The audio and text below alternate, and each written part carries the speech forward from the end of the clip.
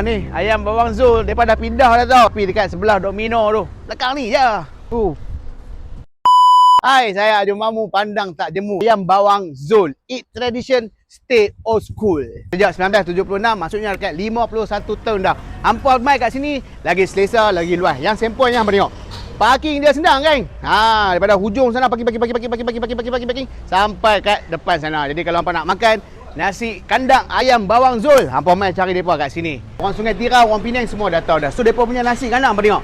Lauk depa ni semua orang dah tahu dah, memang signature depa ayam bawang ni. So kalau hampa cari dekat tepi jalan tak jumpa, hampa mai sini restoran. Depa ada dua tempat tau. Satu dekat Sungai Tiram, lagi satu dekat Jalan Tengah. Buka 4 pagi sampai 11 malam setiap hari. 4 pagi kalau hampa nak main breakfast, nak makan roti canai, murtabak, Maggi semua ada. Kalau nak makan nasi, start 6.30 pagi sampai malam. Nasi kandang ayam bawang Zul.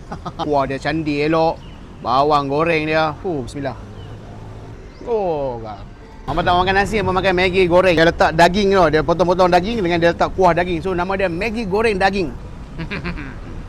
Ni nama dia roast coffee, hampa tengok. Atas kopi, bawah ni roast, lepas tu ada krim. Yang ni nama dia roti cubit. Dia letak kambing, letak daun pisang, telur. Alamak, ini kalau hampa nak tahu, hampa tengok video aku lepas ni.